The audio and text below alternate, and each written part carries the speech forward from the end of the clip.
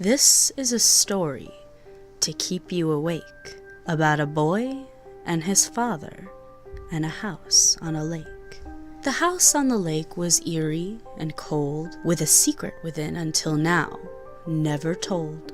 The little boy's name is Arthur Pale, and he is the subject of this horrible tale. As Arthur got ready for bed that first night, he felt in his bones something wasn't quite right. So he climbed into bed and lay very still. Then he heard a strange sound that made him feel ill. He lay in bed, too scared even to scream, hoping the whole thing was only a dream. Then from beneath his bed came a noise that would frighten the bravest of boys. I am the Saurus, and this is my bed. All who have slept here have ended up dead. If you want me to eat you, then of course you can stay. But if you want to live longer, then run far away. Arthur screamed out, "Daddy, come quick!" His father rushed in, fearing Arthur was sick.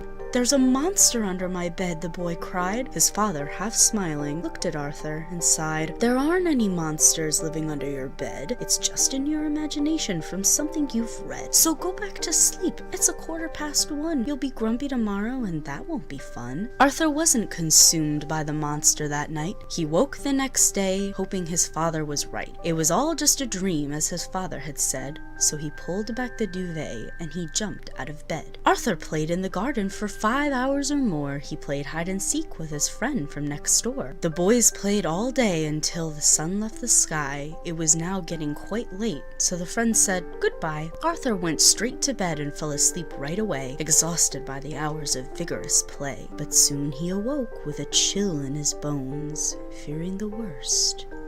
He was no longer alone. Wasting no time, he cried out in fear, praying his father was able to hear. In a matter of seconds, he was there in the room, saving his son from imminent doom. His father said, "Arthur, you really must rest. You've got school in the morning and a numeracy test. There aren't any monsters. They're just tricks of the light." And he gave him a hug and kissed him goodnight. Again came the Saurus from under the bed. "You did not take heed to the warning," he said. "If you're here tomorrow, I'll eat you without fail, and no one will see you again. Arthur Pale." In the morning, poor Arthur was in total despair. He was going to be eaten, and that didn't seem fair. He must make his father believe in his plight, that the Saurus might actually eat him that very same night. Again, Arthur's father showed little concern, not knowing the terrible lesson he'd learned. Instead, he told Arthur not to fuss anymore, that there were not any monsters, and of that he was sure. After refusing to sleep in his bed, Arthur slept in the chair by the fire instead. This was the last time Mr. Pale saw his son, when he put him to bed at 1:15. When Arthur lay sleeping, the Saurus arose. He ate the poor boy from his head to his toes. As with children before, he ate Arthur's coat, an action explained in a note that he wrote. "Dear Father, I'm writing this note to explain that I've taken my coat 'cause it's pouring with rain. I'll be gone for a while, but please don't be sad. Just try to remember the good times we had. I tried to explain, but despite all my trying, you didn't believe me. You thought I was lying. The monsters are real, they're not in my head.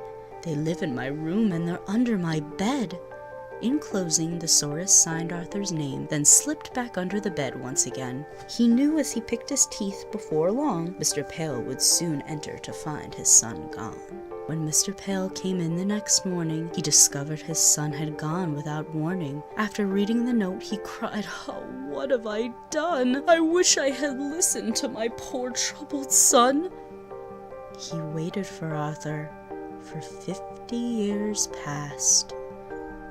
In the house, all alone, Mr. Pale breathed his last. In a chair by the fire, they found the boy's father with a note that read simply, "Come back soon, Arthur." The house stood for years undisturbed and forgotten, and like the secret it kept, the woodwork was rotten. Then one day the north wind blew fierce and cold. There appeared in the garden a sign that said, "Sold." This is a story to keep you awake, about a girl and her mother and a house on a lake. The house on the lake was eerie and cold, with a secret within, until now never told.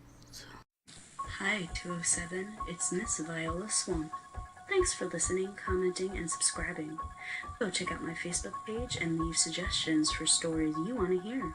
I hope to see you in class next time.